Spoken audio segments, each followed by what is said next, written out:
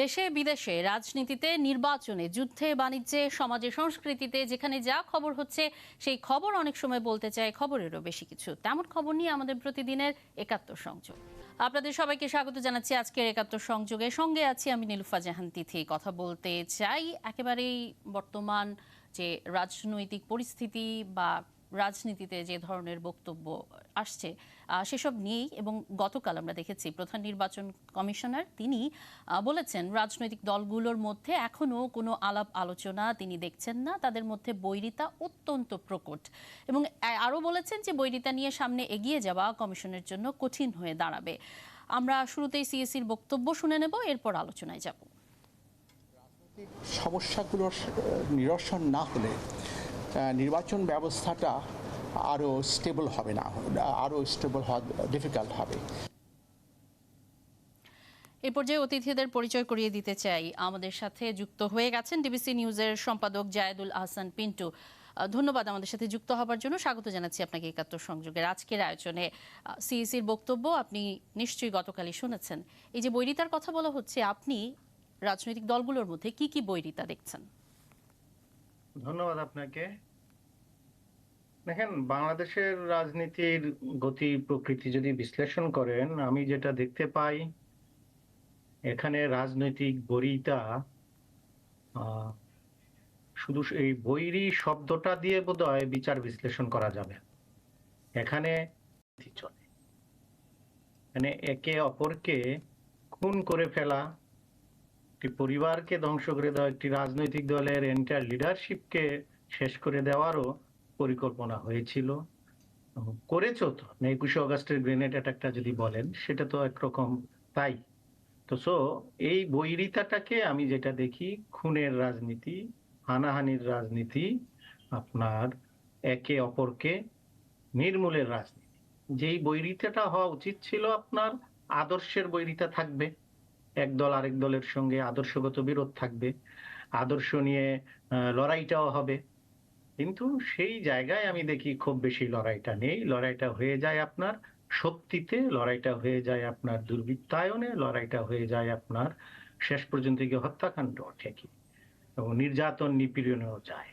তো সেই দিক থেকে বিবেচনা করলে আমাদের রাজনীতিতে যে বৈরিতার কথা বলছেন, এটা বললে ধরেন বাংলাদেশের জন্মের পর থেকে যদি দেখি আপনি ৭২ থেকে ৭৫ও সেখানে খুনের রাজনীতি হয়েছে। তখন ৮ থেকে ১০ জন এমপিকে হয়তো হত্যা করা হয়েছে। ৭৫-এ বঙ্গবন্ধুকে হত্যার মধ্য দিয়ে এখানে আপনার খুনের রাজনীতি শুরু হলো। সেই রাজনীতি কম বেশি কন্টিনিউ করছে। এটা ২০০৪ সালে এসে যখন ২১শে অগাস্টের ঘটনা ঘটে, সেটা আরেকটা বড় ধরনের স্থায়ী দাগ ফেলে যায়। তো এখন আপনি চাইলে আজই মনে করলেন বা কালই মনে করলেন যে আমাদের এই বৈরিতা আমরা মুছে ফেলবো, সেটা খুব কঠিন। এটা মুছে ফেলে এগিয়ে যাওয়া যেত। আপনি ক্ষমা করে দিলেন, আপনাকে হত্যা করতে চাইলাম আমি, আপনি আমাকে ক্ষমা করে দিতেই পারেন। তো একবার ক্ষমা করে দেওয়ার পর আপনি যদি আরেকবার হত্যা করতে যান, তখন তো আপনি সেই ক্ষমাটা চাইতে পারেন না। জি, তো কিন্তু আমার তাহলে দেশের আমরা যে রাজনীতিতে আসলে দেখলাম যে গণতন্ত্র প্রতিষ্ঠার জন্য যে লড়াই এবং গণতন্ত্র প্রতিষ্ঠা করা এবং এখনো গণতন্ত্র প্রতিষ্ঠা কথা বজায় রাখার কথাই কিন্তু বলা হচ্ছে, সেখানটায় অবিশ্বাসের যে জায়গাটি তৈরি হয়েছে, আপনি বলছিলেন ৭৫ এবং পরবর্তীতে ২১শে আগস্টের গ্রেনেড হামলা, সেই অবিশ্বাসের জায়গাটি তো আসলে মুছে ফেলা বা ঘোচানো খুবই যে সহজেই করা সম্ভব সেটি নয়। তবে ক্ষমতায় যাওয়াই কি আসলে এই বৈরিতার মূল কারণ কিনা, বা দলগুলোর মূল জায়গাটাই কি ওটি কিনা যে আসলে ক্ষমতায় যাওয়ার রাজনীতিটা একটি মুখ্য হয়ে গেছে? এই জায়গাটা একটা বড় পয়েন্ট। এখানে রাজনীতি করলে ক্ষমতায় যাইতে চাইবে, এটা খুবই স্বাভাবিক। ক্ষমতার রাজনীতি যারা করে, পাওয়ার পলিটিক্স যারা করে, ক্ষমতায় যাইতে চাইবে। কিন্তু সব দল তো আর ক্ষমতায় যাওয়ার জন্য মানে ইমিডিয়েট আজকে আগামী নির্বাচনের মধ্য দিয়েই ক্ষমতায় যাব, এটা তো সব রাজনৈতিক দল চায় না। তাদের একটা পরিকল্পনা থাকে কারো কারো, যে আমার দলটা ছোট, আমি ১০ বছর ১৫ বছর ২০ বছর পর ক্ষমতায় যাব, এখন হয়তো শেয়ার নিতে পারি বা জোট করে যাব। এককভাবে তো সব দল বাংলাদেশে ক্ষমতায় যাওয়ার জন্য ২-৩টি দলের পক্ষে সম্ভব, আর বাকিদের পক্ষে তো সম্ভব না। তারা রাজনীতি করবে না, রাজনীতি করবে, নির্বাচনও করবে। তা আমার এখানে নির্বাচনটা হয়ে ওঠে মূলত ক্ষমতায় যাওয়া, ক্ষমতায় থাকা। এখন অন্যান্য দল নির্বাচন করছে, কিন্তু যখন আপনি ক্ষমতাটাকেই মূল মনে করবেন, আমি বলছি না যে ক্ষমতায় যাওয়ার রাজনীতি করবেন না, কেন করবেন, কিন্তু যখন আপনি দেখবেন যে এই ক্ষমতাটা ধরে রাখা অথবা ক্ষমতায় ছাড় না দেওয়া অথবা আরেকজনের কে বিরত রাখার চেষ্টা, এইসব যখন আমার এখানে হয়, এইটাতে আপনার রাজনীতি না, আপনার গণতন্ত্রই আপনার দুর্বল হয়। এই বাংলাদেশে এখন যদি বলেন, এটা একটা বড় সমস্যা হয়ে দাঁড়িয়েছে। এই সমস্যা থেকে উত্তরণের জন্য কেউ চেষ্টা করছে না। এখন আপনি বলতে পারেন যে অন্য বিরোধী রাজনৈতিক দলগুলো তো সেই চেষ্টা করছে, যেহেতু এখন সরকার ক্ষমতায় আছে, সরকার ক্ষমতা ছাড়তে চাচ্ছে না, নির্বাচনটাকে যেভাবে হোক অ্যারেঞ্জ করে দিয়ে বা ম্যানেজ করে, যে শব্দই বলেন, পার পেয়ে যাচ্ছে। অপোজিশনও যে আপনার এই জায়গা থেকে বের হয়ে আসতে চেষ্টা করছে, আমি সেটাও দেখি না। তারাও যখন ক্ষমতায় ছিল একই রকমের কাজ করেছে। এখন তারা ভবিষ্যতে ক্ষমতায় গেলে যে এই কাজ করবে না, সেই নিশ্চয়তাও দিতে পারছে না। সেটিও সম্ভব তো হচ্ছে না। এক ধরনের অনাস্থা তৈরি হয়, জি। সেই তৈরি হয়, রাজনীতি বিমুখতাও তৈরি হয়। তো এখন এটা যদি বলেন বাংলাদেশ, দেখেন শুধু বাংলাদেশ না, আমি তো দেখি যে সারা বিশ্বব্যাপী যে প্রবণতা, স্ট্রংম্যানরা এখন রাষ্ট্র নিয়ন্ত্রণ করছে। হুম। আপনি এটাকে গণতন্ত্রের পক্ষে বলবেন না বিপক্ষে বলবেন। ভারতে এখন আপনারা আলোচনা করেননি, টকশোতে দেখি মোদি জয়ী হলে নাকি সাম্প্রদায়িকতা বা হিন্দুত্ববাদ বাড়বে। তো ওই দেশের মানুষ যদি তাকে ভোট দিয়ে পাশ করায়, আমি আপনি বলার কি? হুম। ট্রাম্প ক্ষমতায় আসলে নাকি, মার্কিন অধ্যাপকরা লিখছেন, ট্রাম্প ক্ষমতায় আসলে কর্তৃত্ববাদ বিশ্বে হবে। তো ক্ষমতায় ওনাকে কি জোর করে কেউ আনে? ওই দেশের নিশ্চয়ই জোর করে কেউ ক্ষমতায় থাকছে না। মানুষ যদি ভোট দিয়ে ক্ষমতায় আনে, আপনি এখন কি করবেন? এটা এটা মেনে নিতে হচ্ছে। আপনি আবার তুরস্ক এরদোয়ান শক্তিশালী, চীনে শি জিনপিং শক্তিশালী, সারা বিশ্বে আপনি এখন যেগুলো দেখছি যে স্ট্রং পার্সোনালিটি, স্ট্রং ম্যানরা রাষ্ট্র চালাচ্ছে। গণতন্ত্রের সমস্যা সব জায়গায় হচ্ছে। ওখান থেকে এখন সার্বজনীন গণতন্ত্রের সংজ্ঞা যদি বলেন, যেগুলো আমরা ছোটবেলায় বইতে পড়েছি, সেই সংজ্ঞা আমার মনে হয় পাল্টে যাচ্ছে। এখন যার যার এলাকা, যার যার অঞ্চল, যার যার সংস্কৃতি, যার যার অবস্থা বুঝে রাষ্ট্র চলছে। এখন সেই জায়গায় আমি আমার মৌলিক অধিকারগুলো, আমি আমার রাজনৈতিক অধিকারগুলো, আমি আমার কথাগুলো, আমি আমার চাহিদাগুলো সবকিছু ফুলফিল সাধারণ করতে মানুষের। পারছি কিনা, জি। সেটা দেখার বিষয়। এই একদমই। জায়গায় আমি মনে করি রাজনীতি আমার এখানে সেই জায়গাটা ঠিক মতো করে দিচ্ছে না বাংলাদেশে। এইটাও একটা সমস্যা। একেবারেই তাই। আমার যারা সাধারণ মানুষ রয়েছেন, জনগণ রয়েছেন, তাদের যে পাবলিক ইস্যু আমরা যেটি বলে থাকি, সেটি নিয়ে আসলে দলগুলো কতখানি সরব থাকছেন, রাষ্ট্রীয় ভূ রাজনীতিতে আসলে বাংলাদেশের স্বার্থের বিষয়টি নিয়েও কতখানি সরব থাকছেন, এইসব বিষয়গুলো নিয়েই কথা বলবো আমরা। একটা বিরতির সময় হয়ে গেছে, আমাদের সাথে আরও অতিথিরা যুক্ত হবেন। দর্শক, একটা বিরতির পর ফিরছি, নিশ্চয়ই আপনারা আমাদের সঙ্গেই থাকবেন। সাথে থাকার জন্য ধন্যবাদ। ফিরে এলাম বিরতির পর। আপনারা আছেন একাত্তর সংযোগে। আজকে আমরা কথা বলছি একাত্তর সংযোগে বর্তমান রাজনৈতিক পরিস্থিতি, বিভিন্ন রাজনীতিক যারা আছেন তাদের নানান রকম বক্তব্য এসব নিয়েই। এবং আমরা দেখলাম সাম্প্রতিক সময় রাজনীতিতে আবারও আলোচনায় এসেছে জামায়াত। বিএনপি মহাসচিব তিনি বলেছেন যে জামায়াতে ইসলামের রাজনীতি তিনি সমর্থন করেন না, কিন্তু জামায়াতের রাজনীতির কৌশল অত্যন্ত বিজ্ঞানসম্মত, ঠিক কমিউনিস্ট পার্টির মতো। অন্যদিকে এক বিবৃতিতে আওয়ামী লীগ সাধারণ সম্পাদক তিনি বলেছেন জামায়াত নিয়ে মির্জা ফখরুল ইসলাম আলমগীরের সুস্পষ্টভাবে অবৈজ্ঞানিক ও অযৌক্তিক বক্তব্য দিয়েছেন। সাম্প্রদায়িক অপশক্তির সঙ্গে বিএনপির গভীর বন্ধন রয়েছে বলে তিনি বলেছেন।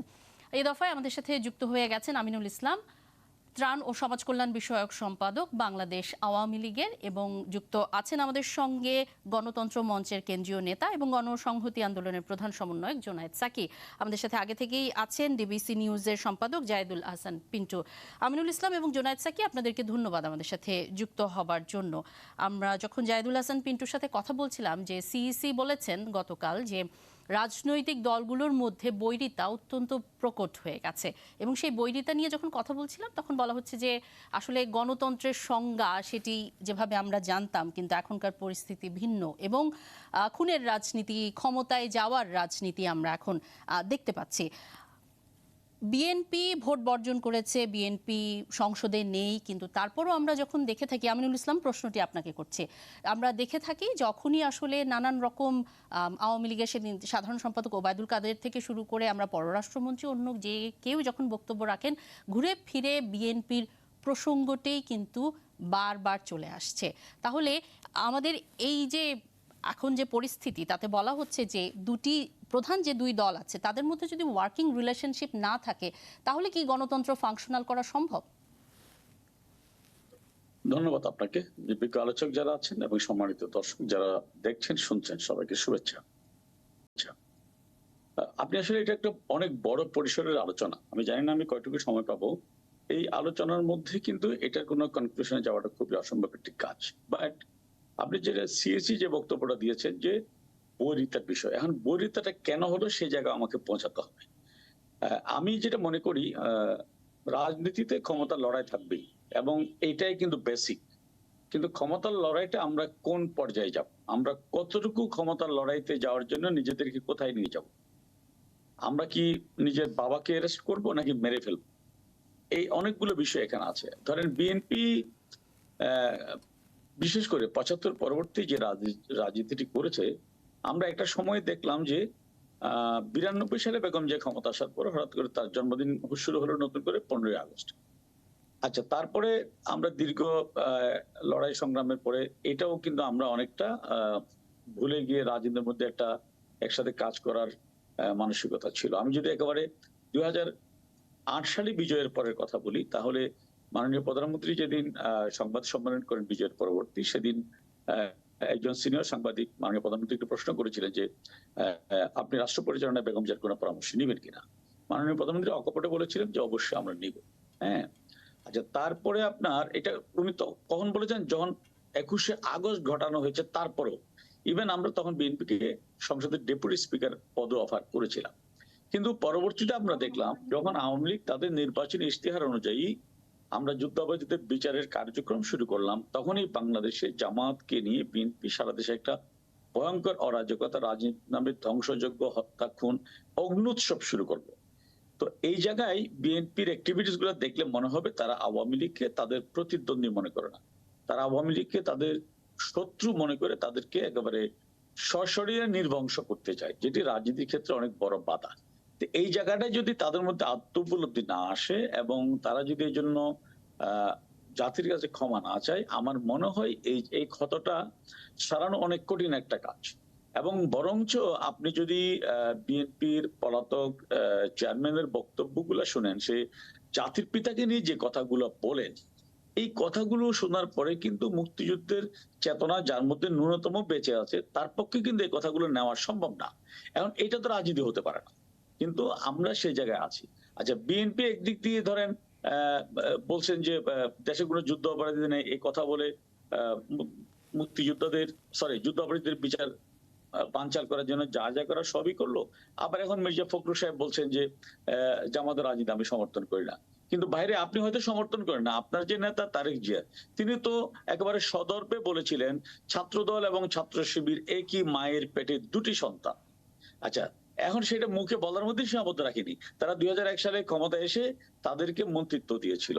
তো সুতরাং এই রাজনীতিটাকে আপনি কোনভাবে বিশ্লেষণ করবেন, এটা এই জন্য বলছিলাম যে এটি একেবারে এত সংক্ষেপ একটা একেবারেই তাই। কিন্তু প্রথম পর্বেও জায়েদুল আহসান পিন্টু এই প্রসঙ্গগুলোই তুলেছেন এবং সে সময় কথা হচ্ছিল যে ৭৫ পরবর্তী সময় এবং ২১শে আগস্টের গ্রেনেড হামলার পরে যে আসলে অবিশ্বাসের জায়গাটি তৈরি হয়েছে, সেটি তো চাইলেই আসলে মিটিয়ে ফেলা সম্ভব নয়। কিন্তু আমরা যেটি আমি আপনাকে বলছিলাম যে আমরা দেখে থাকি যখনই আওয়ামী লীগের কোনো নেতা কথা বলছেন, তারা কিন্তু বিএনপিকে নিয়েই, অর্থাৎ রাজনীতিতে প্রতিপক্ষ হিসেবে বিএনপি তো রয়েছেই। তো সেই জায়গা থেকে গণতন্ত্রের জন্য এই যে প্রকট বৈরিতার কথা বলা হচ্ছে, সেটি কমিয়ে আনার সুযোগ কি রয়েছে কিনা, এবং দল হিসেবে আওয়ামী লীগের কিছু আমি যেটা মনে করি, আমি একদম নির্মোহ জায়গা থেকে বলি, যতটুকু সম্ভব আপনি দেখুন তাদেরকে নিয়ে একটি নির্বাচন করার জন্য ২০১৪ সালে মাননীয় প্রধানমন্ত্রী বেগম জিয়াকে কিভাবে উপরোধ করেছিলেন যে আপনি আসেন, আপনার সাথে আমরা সমস্ত বিষয় নিয়ে আলোচনা করব। তারা কিন্তু সেটা মোটেও গুরুত্ব দেয়নি। এখন তারা যদি ইভেন এই প্রথম বাংলাদেশের স্বাধীনতার পরে ৫২ বছরে প্রথম একটি আইনের মাধ্যমে নির্বাচন কমিশন গঠিত হলো, সেই নির্বাচন কমিশনও কিন্তু তাদেরকে বারবার রাজনৈতিক সংকটগুলো সমাধানের জন্য তাদের পরামর্শ চাইলো। তারা প্রত্যাখ্যান করার পরে আবার বলল যে বিএনপি যখনই আসতে চায় আমরা তাদের সাথে আলোচনায় যাব। আচ্ছা, এখন এর পরও সরকারি দল বা আওয়ামী লীগ কি করতে পারে? আমরা কিন্তু একবারও বলিনি যে আমরা তাদের সাথে আলোচনা করব না বা কোনো কথা বলবো না। এখন আমার কথা হচ্ছে কি, এটা তো এককভাবে আওয়ামী লীগ চাইলে হবে না। তারা এতগুলো আমি অপরাধী বলবো, রাজনৈতিক অপরাধ সংগঠনের পরেও আমরা দেশের বৃহত্তর স্বার্থে অর্থাৎ শুধু আওয়ামী লীগ চাইলে এটি সম্ভব না, বিএনপির পক্ষ থেকেও। জি, অবশ্যই অবশ্যই। জি, আপনার বক্তব্যটি স্পষ্ট হয়েছে। জোনায়েদ সাকির কাছে যেতে চাই, আপনার কাছে আবারও আসবো। জোনায়েদ সাকি, জামায়াত নিয়ে বিএনপি মহাসচিবের যে বক্তব্য সেটি আপনি জানেন, এটি তার ব্যক্তিগত মন্তব্য অবশ্যই, কিন্তু আপনি দীর্ঘদিন ধরে রাজনৈতিক সংগ্রামে আছেন, বামপন্থী চিন্তা ধারণ করছেন। জামাতের সাথে আপনি বামপন্থী সংগঠনগুলোর কি মিল দেখেন নাকি পার্থক্য দেখেন? ধন্যবাদ আপনাকে। আমি সহ-আলোচক যারা আছেন সবাইকে সালাম এবং শুভেচ্ছা জানাচ্ছি, দর্শকদেরও সালাম এবং শুভেচ্ছা জানাচ্ছি। দেখুন, আপনি আমাকে যে প্রশ্ন করেছেন, বিএনপি মহাসচিব মির্জা ফখরুল ইসলাম আলমগীর সাহেব কিছুদিন আগে একটা মন্তব্য করেছেন, আমি শুনেছি এবং সংবাদ মাধ্যমে একটা হেডলাইন দেখেছি। তো এটা তো ওনার নিজস্ব বক্তব্য, এই বিষয়ে আসলে ব্যাখ্যা উনি নিজেই দিতে পারবেন কেন উনি এই এই ধরনের একটা তুলনামূলক আলোচনা করেছেন। কমিউনিস্ট পার্টির সাথে জামাত ইসলামের মানে কার্যক্রমের মিল অমিল ইত্যাদি বিষয়ে, এ বিষয়ে কমিউনিস্ট পার্টির কোন প্রতিনিধি থাকলে হয়তো তারা ব্যাখ্যা করতে না, সেটি তো তার আমি সেই আলোচনা আসলে আমার কোনো মানে বক্তব্য নেই। জামাত ইসলামী সম্পর্কে আমাদের দলের যে পজিশন সেটা আমরা বহুদিন ধরে বহু সময় ব্যাখ্যা করেছি। এখন প্রসঙ্গ সেটা নয়, প্রসঙ্গ আসলে বাংলাদেশে যে আলোচনাটা এখানে উঠেছে সেটা হচ্ছে যে রাজনীতির সাথে ক্ষমতার কি সম্পর্ক। রাজনীতির সাথে ক্ষমতার সম্পর্ক একেবারে বলতে পারেন ওতপ্রোত, মানে ক্ষমতার সাথে রাজনীতির সম্পর্ক আসলে আলাদা করা খুব কঠিন। কিন্তু কোন ক্ষমতা আসলে রাজনীতির মানে প্রসঙ্গ হয়ে উঠবে, যে ক্ষমতার জবাবদিহিতা আছে সেইটা তখন একটা ক্ষমতার চরিত্র রূপ নিবে, সেখানে আমরা তাকে গণতান্ত্রিক ক্ষমতা বলতে পারবো। ক্ষমতা একচেটিয়া রূপ নিতে পারে, স্বৈরাচারী রূপ নিতে পারে, ক্ষমতা খুবই অ্যাবসলিউট হয়ে ভীষণ মানে করাপ্টেড ক্ষমতা হয়ে উঠতে পারে। তো সেই ক্ষমতাকে আমরা আসলে মনে করব যে এইটা জনগণের বিরুদ্ধে যাচ্ছে। যে ক্ষমতার জবাবদিহিতা আছে সেই ক্ষমতাকে আমরা গণতান্ত্রিক বলবো, এবং সেই ক্ষমতাই যখন আমরা কাঙ্ক্ষিত রাজনীতির, কেননা ক্ষমতাটা দিয়েই তো সে রাষ্ট্রটা পরিচালনা করবে, সেখানে কিভাবে এই জবাবদিহিতাটা নিশ্চিত করা যায়। নির্বাচন তার খুব গুরুত্বপূর্ণ একটা ভিত্তি। গণতান্ত্রিক একটা রাজনৈতিক ব্যবস্থায় কিংবা যেখানে গণতান্ত্রিক ক্ষমতার ব্যবস্থা, সেখানে নির্বাচন একেবারে প্রাথমিক একটা ভিত্তি। নির্বাচনই সব নয় আবার, কেননা একটা সুষ্ঠু গ্রহণযোগ্য মানে যতগুলো পক্ষ আছে তাদের মধ্যে একটা গ্রহণযোগ্য নির্বাচনের জন্য মানে এই ক্ষমতার আবার জবাবদিহিতা লাগে। ক্ষমতা যদি কেউ একচেটিয়া করে ফেলতে পারে তাহলে ওই নির্বাচনটা আর সম্ভব থাকে না। ফলে একটা সুষ্ঠু গ্রহণযোগ্য নির্বাচন করতে গেলে ক্ষমতার আবার একটা জবাবদিহির ব্যবস্থা থাকতে হয়। অবশ্যই এই ক্ষমতা প্রসঙ্গে আপনার কাছে আসব। আমি বলেইছিলাম মির্জা ফখরুলের বক্তব্যটি একান্তই তার ব্যক্তিগত, কিন্তু যেহেতু আপনি অনেকদিন ধরে রাজনীতির সাথে আছেন, বামপন্থী চিন্তা ধারণ করছেন, সেহেতু জামায়াতের সাথে বামপন্থী সংগঠনগুলোর কোনো পার্থক্য বা মিল কি আপনি দেখেন কিনা, একান্তই আপনার পর্যবেক্ষণ জানতে চেয়েছি। বিষয় না, আওয়ামী লীগের সাথে, বিএনপির সাথে, জামাত ইসলামীর সাথে আমাদের দলের পার্থক্য আছে। আমার ধারণা কমিউনিস্ট পার্টিরও পার্থক্য আছে, এবং পার্থক্য আছে বলেই আলাদা আলাদা আমরা দল করছি, এবং প্রত্যেকটা দলের সুনির্দিষ্ট লক্ষ্য উদ্দেশ্য আছে। আমরা যেমন আমাদের দলের কথা বলতে পারি, আমরা বাংলাদেশে ৭১ সালে মুক্তি সংগ্রামের মধ্যে দিয়ে যে রাষ্ট্রটার লক্ষ্য মানে ঘোষিত হয়েছিল যে এই দেশের নাগরিকদের জন্য এই রাষ্ট্রটা সাম্য, মানবিক মর্যাদা, সামাজিক ন্যায় বিচার প্রতিষ্ঠা করবে, সেইটার উপযোগী রাষ্ট্র কাঠামো তৈরি করবে। আমরা সেই যে আকাঙ্ক্ষা, মানুষের মধ্যে সমতা ভিত্তিক সমাজ নির্মাণের যে আকাঙ্ক্ষা, তার জন্য একটা গণতান্ত্রিক ব্যবস্থা চাই যেখানে ক্ষমতার জবাবদিহিতা আছে, যেখানে নাগরিকের মর্যাদা প্রতিষ্ঠা আছে এবং নাগরিকদের জন্য ন্যায় বিচারের নিশ্চয়তা আছে। সেইখানে এটা যদি তৈরি হয় তখন অর্থনৈতিক দিক থেকেও যে সমতার প্রশ্নটা খুব জরুরি ভাবে সামনে আসে, সম্পদের বন্টনের প্রশ্নটি সামনে আসে, সেটা নিয়ে এগিয়ে যাওয়া যাবে। সেখানে ধর্ম, বর্ণ, জাতি নির্বিশেষে প্রত্যেক নাগরিক হিসেবে রাষ্ট্রের কাছে বিবেচিত হবেন। সেই উপযোগী রাষ্ট্র ব্যবস্থাটা আমরা তৈরি করতে, এটাই মুক্তিযুদ্ধের মধ্য দিয়ে বাংলাদেশের একটা ফয়সালা হয়েছিল। সেই ফয়সালাটা এই দেশের প্রধান যে রাজনৈতিক দলগুলো তারা সেখান থেকে সরে গিয়েছে, সরে গিয়েই বাংলাদেশকে আজকে এমন একটা বিপজ্জনক জায়গায় নিয়ে এসছে যেখানে একটা দল ক্ষমতায় থাকতে গিয়ে পুরো রাষ্ট্র ব্যবস্থাগুলোকে এমন বিপজ্জনক জায়গায় দলীয়করণ করেছে, তাদেরকে এমন ভাবে যাচ্ছে তাই লাইসেন্স দিয়েছে নানাভাবে অন্যায়, লুটতরাজ এবং যা ইচ্ছা তাই করার। তার ফলাফল হিসেবে আমরা দেখছি জেনারেল আজিজ তৈরি হচ্ছেন, সাবেক আইজিপি বেনজির আহমেদ তৈরি হচ্ছেন, কিংবা আমাদের এখানে সংসদে মানে মর্মান্তিক মৃত্যুর শিকার হচ্ছেন আনোয়ারুল আজিম, একটা আন্তর্জাতিক চোরাকারবারি পারি নেটওয়ার্কের দ্বন্দ্বের পরিপ্রেক্ষিতে কিংবা একেবারেই আমাদের তাই, এমপিরা কিন্তু এইটি আমাদের কি দেশের আমরা রক্ত আসলে শোষণ করে যে এক দলই একটি ক্ষমতায় যাচ্ছে, মালয়েশিয়া জোনায়েদ সাকি, বাজারে যে দলই ধ্বংস করে ক্ষমতায় যাচ্ছে সেই সময় কি আমরা এই ধরনের একটি পাওয়ার গ্রুপ দেখতে পাচ্ছি না, যে তারা আসলে দলটিকে ব্যবহার করে এই পাওয়ার গ্রুপগুলো একই ধরনের কর্মকাণ্ড কার্যক্রম তারা আসলে ঘটিয়ে আসছে। এবং ভোটের যে আপনি সুষ্ঠু নির্বাচনী ব্যবস্থার কথা বলছেন, আসলে ভোট বর্জনের মাধ্যমে কার্যত আসলে গণতন্ত্র বা ভোটের গণতন্ত্র সেটি কি আসলে ধ্বংস করে দেওয়া হচ্ছে কিনা? আমরা অন্যান্য দেশে তো দেখছি যে অনেক অভিযোগ আছে বিরোধী দলের, কিন্তু তারপরেও তো তারা নির্বাচনে যাচ্ছেন। তো আওয়ামী লীগ তো 1988 সালে ভোট বর্জন করেছিল, আওয়ামী লীগ তো 1996 সালের 15 ফেব্রুয়ারি ভোট বর্জন করেছিল। তো ভোট ধ্বংস করেছিল আওয়ামী লীগ কেন করেছিল? কারণ যখন মানুষ ভোটাধিকার আর পায় না, কোন একটা শক্তি ক্ষমতায় থেকে ভোটাধিকার কেড়ে নেয়, তখন সেটা অন্যায়, এবং সেই অন্যায়টা প্রতিরোধ করে তখন গণতন্ত্রের জন্য লড়াই। এবং সেটা আওয়ামী লীগ সঠিকভাবে সেই লড়াইটা তখন করেছিল 88 সালে এবং 96 সালের 15 ফেব্রুয়ারিতে। আজকে আওয়ামী লীগ ওই একই পথ অনুসরণ করছে। জেনারেল এরশাদ 88 সালে যা করেছিলেন, বিএনপি 15 ফেব্রুয়ারিতে যা করেছিল, সেই একই পথ অনুসরণ করে তারা আরো 3টি লজ্জাজনক ভয়ঙ্কর নির্বাচন আমাদের সামনে হাজির করে এখন বলছে ইহাই গণতন্ত্র। এইটা নিজেরা করলে ভালো, অন্যরা করলে খারাপ, এরকম দ্বিমুখী নীতি তো মানে এটা তো খুব স্পষ্ট আজকে। ফলে বাংলাদেশে আজকে যারাই গণতন্ত্র ধ্বংস করে ক্ষমতা কক্ষিগত রাখতে চায়, সেটা বাংলাদেশের জনগণের আকাঙ্ক্ষা, মুক্তিযুদ্ধের আকাঙ্ক্ষার বিরুদ্ধে দাঁড়ায়। আসলে জনগণের আকাঙ্ক্ষা রাজনৈতিক দলগুলোর কর্মকাণ্ডে কর্মসূচিতে কতখানি আসছে, নাকি শুধুই ক্ষমতায় যাওয়ার দ্বন্দ্বটি এখানে প্রধান হয়ে উঠছে কিনা, সেটি কিন্তু একটি অন্যতম বিষয়। জাহিদুল হাসান পিন্টু, আপনি নিশ্চয়ই এখানটায় মন্তব্য করবেন। এবং যেটি আমি বলছিলাম যে একটা পাওয়ার গ্রুপ, আমরা এটি কি হচ্ছে কিনা যে বিভিন্ন যখন যে দল ক্ষমতায় যাচ্ছে, আমরা বিএনপির সময়ও দুর্নীতি দেখেছি এবং আওয়ামী লীগের সময় এখন আমাদের সামনে যে দুর্নীতির ঘটনাগুলো সামনে আসছে, এই পাওয়ার গ্রুপগুলো কি আসলে একই থাকছে কিনা এবং দলকে ব্যবহার করে এই দুর্নীতি অনিয়ম এগুলো চলছে কিনা? আমাকে বলছেন? জি, আচ্ছা, দেখেন, পাওয়ার গ্রুপগুলো সবসময় একই থাকে, সেখানে কোনো সমস্যা হয় না।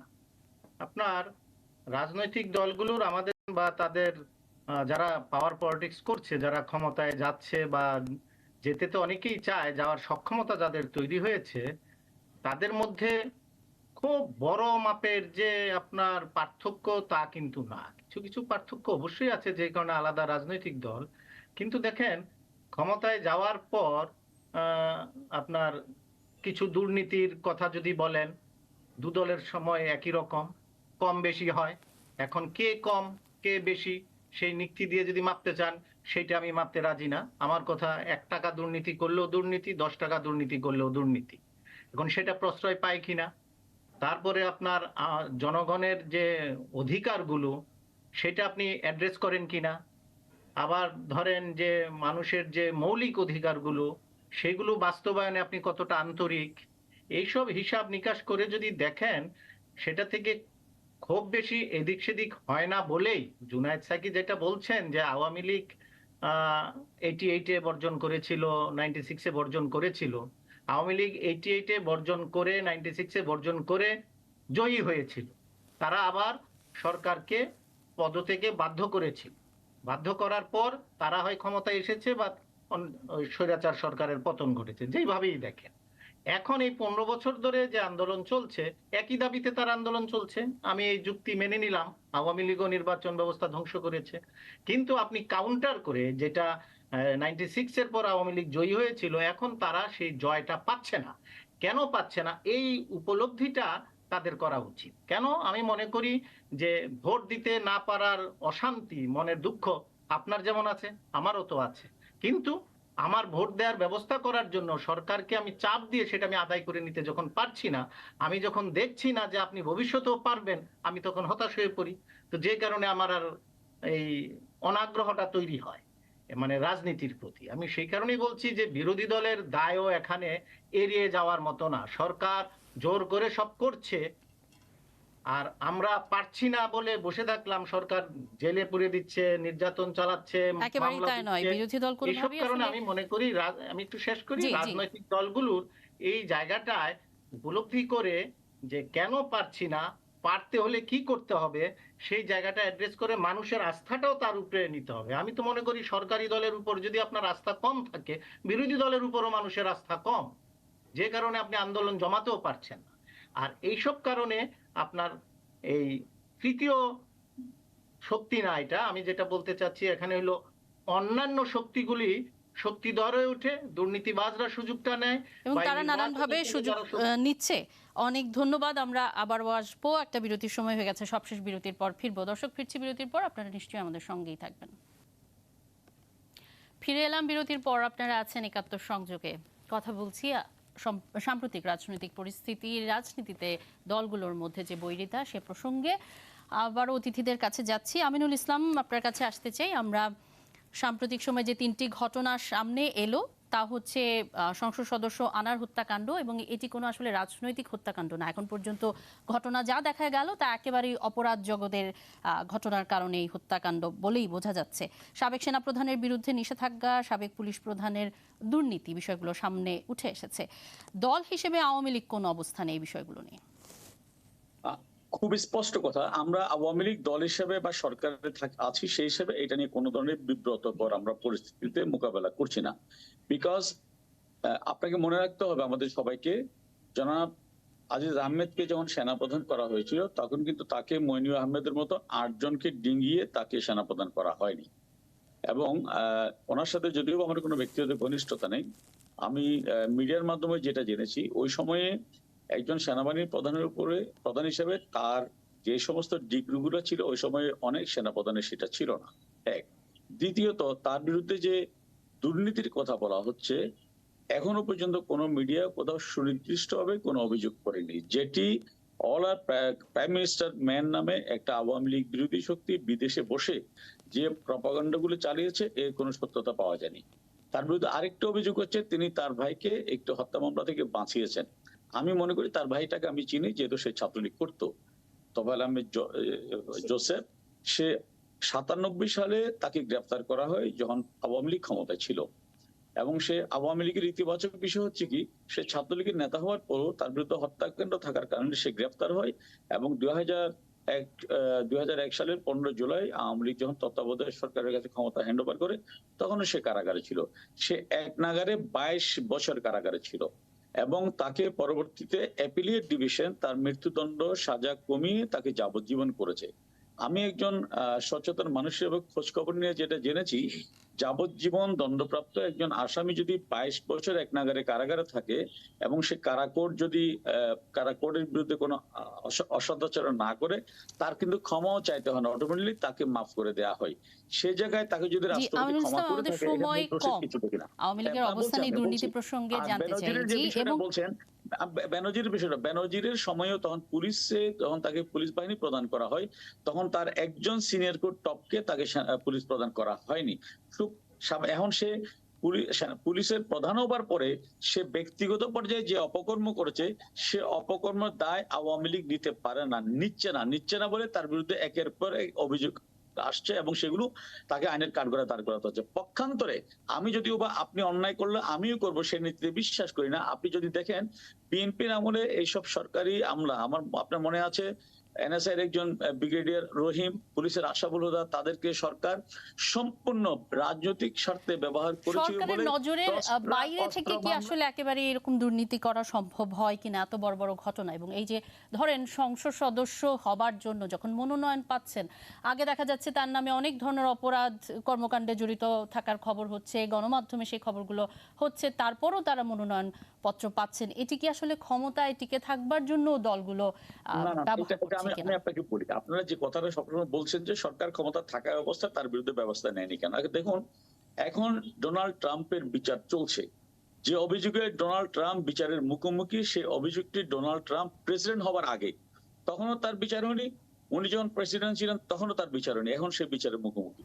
এখন একটি ঘটনা যদি জনসমক্ষে না আসে, মানুষের নোটিশে না আসে, তাহলে সেটা বিচার করার ওয়েটা কি? এক, আর যদি নোটিশে আসার আগেই বিচার করতে পারে এমন কোন যন্ত্র পৃথিবীতে আবিষ্কার হয়েছে কিনা, যে আমি যন্ত্র বলে জানতে পারলাম অমুক আমিনুল ইসলাম অপরাধ করছে, এটা জানার সুযোগ আছে কিনা? সুতরাং এখন জনসমক্ষে আসার পরে তো বিচার হবে, একটা ডিসক্লোজ হওয়ার পরে তো বিচার হবে। ডিসক্লোজ হওয়ার পরে যদি সরকার তার বিরুদ্ধে আইনানুগ কোনো ব্যবস্থা না নিত, আমি মাথা পেতে সরকারকে বলতাম এটা সরকারের ব্যর্থতা।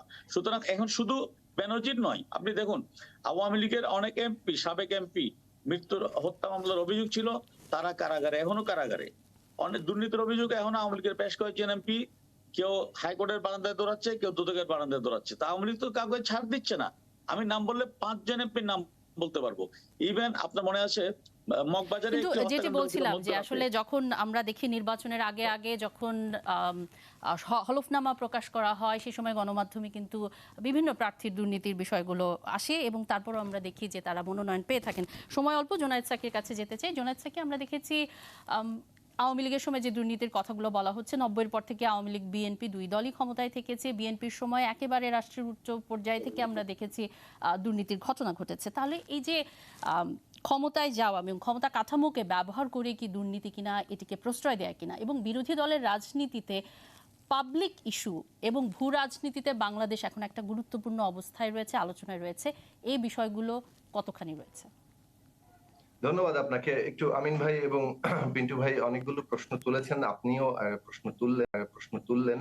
আমি জানি না কতটা সময় পাবো, আমি সংক্ষেপে কয়েকটি কথা বলি। প্রথম বিষয় হচ্ছে যে এই যে মানে সরকার বিব্রত নয়, এইটাই হচ্ছে একটা গুণগত পার্থক্যের জায়গা, যে এই বিদ্যমান ভোট ছাড়া এবং জনগণের ভোট ব্যবস্থাটাকে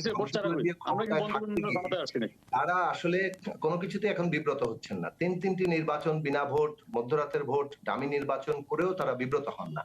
এখন এই প্রশ্নটা এই জায়গায় আমরা এসে পার্থক্য করছি আগেকার দুর্নীতিগুলোর সাথে। অবশ্যই আগে দুর্নীতি হয়েছে, কিন্তু এখনকার পার্থক্য হচ্ছে যে একটা সরকার গঠনগত দিক থেকে রাষ্ট্রীয় প্রতিষ্ঠানগুলোকে ভোট কারচুপিতে রাজনৈতিকভাবে ব্যবহার করছে, বিনিময়ে তাদেরকে অবাধে লুটপাটের একটা লাইসেন্স দিচ্ছে। এইটা এখন ধরেন সামনে চলে আসলো বলে সন্দেহাতীতভাবে প্রমাণিত হয়েছে, কিন্তু এই জিনিসটা আসলে কোনো বিচ্ছিন্ন ব্যাপার নয়।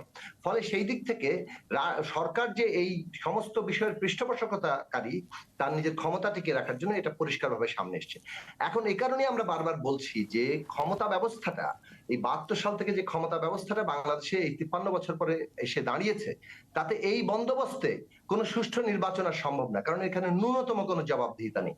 এই কারণে বিরোধী দলের এবারের আন্দোলনের একটা গুরুত্বপূর্ণ দিক ছিল যে তারা, এর মধ্যে অনেকেই ক্ষমতায় ছিল, যেমন বিএনপি ক্ষমতায় ছিল, কিন্তু 31 দফা যখন একটা রাষ্ট্র ব্যবস্থা সংস্কার এবং জবাবদিহিতা প্রতিষ্ঠার কর্মসূচিটা সামনে আসে, তার মানে এটা একটা স্বীকৃতি যে অতীতের ভুলভ্রান্তি কাটিয়েই আমাদেরকে নতুন পথে হাঁটতে হবে, যেখানে একটা ইনক্লুসিভ রাজনৈতিক ব্যবস্থা তৈরি করা যায়। সেই ক্ষেত্রে আওয়ামী লীগের রেসপন্স আসা দরকার ছিল, যেটা একটা গণতান্ত্রিক ব্যবস্থায় তাদের প্রস্তাবনা কি, সেখান থেকে আলাপ আলোচনার মধ্য দিয়ে, জাতীয় সংলাপের মধ্য দিয়ে আমরা হয়তো একটা উত্তরণে যেতে পারতাম। কিন্তু আওয়ামী লীগ ক্ষমতায় টিকে থাকতে গিয়ে সমস্ত গণতান্ত্রিক লক্ষ্য, কর্মসূচি কিংবা প্রশ্নগুলোকে বাতিল করে দিয়ে তারা যে কোনো মূল্যে ক্ষমতায় থাকতে চায়। সময় একেবারেই শেষ। জায়েদুল হাসান পিন্টু, খুবই সংক্ষেপে মন্তব্য নেব আপনার। আন্তর্জাতিক সমীকরণকে তারা ব্যবহার করেছে, যে বলেছেন যে ভারত আছে বলে আমরা আছি, এবং তার মধ্যে দিয়ে জনগণকে নানানভাবে হ্যান্ডিক্যাপ করে। কতক্ষণ সময় আছে? যে একেবারেই সময় শেষ, খুব সংক্ষেপে। আমি জোনায়েদ সাকির ওই ব্যবস্থা নিলে সরকার ব্যানার্জির বিরুদ্ধে ব্যবস্থা নিচ্ছে কেন, এটা তো তারা বলে না। যেটা বলতে একটা প্রশ্নের উত্তর আমরা দিতে চেয়েছিলাম যে আমাদের জনগণের মধ্যে কেন অনাগ্রহ, এখন কেন আমরা আন্দোলন করে পারছি না, আন্দোলন করে এই মুহূর্তে পারছি না বলেই কি আমরা ব্যর্থ? আমি সেটা বলছি না, আমি বলছি যতক্ষণ না পর্যন্ত আপনি সফল না হবেন। আমরা জায়েদুল হাসান পিন্টুর কথা শুনি, তার মন্তব্য নিয়ে শেষ করব। আমি বলছি যে আপনাদের সেই উপলব্ধিটা করা দরকার, সেই ইভালুয়েশনটা আপনারা করছেন বলে আমার মনে হচ্ছে না আপনাদের রাজনৈতিক কর্মকাণ্ডে। আমি সেটা বলছি, সেই আপনারা ব্যর্থ, আপাতত ব্যর্থ, পরে সফল হলে দেখা যাবে। আমি বলছি যে এই ব্যর্থতা আপনারা যতদিন বয়ে চলবেন ততদিন জনগণও সেটা ভুগতে থাকবে, আমি সেটা বলতে চাচ্ছি। আর এখন যেটা বলছেন সাকির, ওই বক্তব্যটা আমি নিচ্ছি, সেটা হলো জাতীয় সংলাপ হোক, আলোচনা যে কোনো পর্যায়ে হোক, দেশে তো একটা সংকট আছে, এটা সরকার স্বীকার করে না হয়তো, একটা রাজনৈতিক সংকট আছে, এটা চলছে। নির্বাচন নিয়ে, একটি গ্রহণযোগ্য নির্বাচন নিয়ে এই সংকটে উত্তরণের রাস্তা একটি গ্রহণযোগ্য নির্বাচন, আর অন্যান্য বিষয় আছে, গ্রহণযোগ্য একটা নির্বাচনের একটা ব্যবস্থা।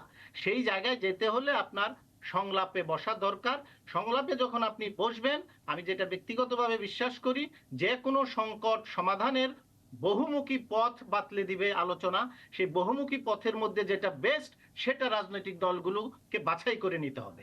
সেটা যদি আপনারা না নিতে থাকেন, এইভাবে এটা চলতে থাকবে, রাজনীতির বিমুখতা বাড়তে থাকবে। সেই আশঙ্কাটা থেকে আমি বলছি, যখন আপনি রাজনৈতিক বিমুখ হয়ে যাবেন, তখন আপনার আরো অনেক সংকট তৈরি হবে, জবাবদিহিতার প্রশ্ন। তখন দেখবেন যে এখন তো জবাবদিহির কথা বলি, তখন হয়তো জবাবদিহির বিষয়টা আর আসবে না, মানে একটা অভ্যাসে পরিণত হবে।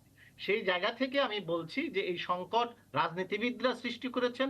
এখন সাকি বলতে পারে আমিন ভাই ঠিক সৃষ্টি করেছেন, আমিন ভাই বলতে পারে, কিন্তু সমাধানও এই রাজনীতিবিদদের মাধ্যমেই আসতে হবে। অনেক ধন্যবাদ জাহিদুল হাসান পিন্টু, অনেক ধন্যবাদ আমিনুল ইসলাম এবং জুনায়েদ সাকি আমাদের সাথে যুক্ত হবার জন্য।